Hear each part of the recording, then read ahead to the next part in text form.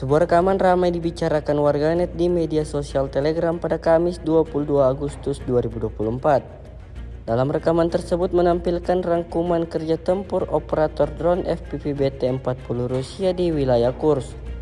Angkatan bersenjata Rusia tak pernah kehabisan cara dalam menghabisi pasukan lawannya. Setiap hari militer Rusia memberikan kerugian yang signifikan pada pertahanan Ukraina.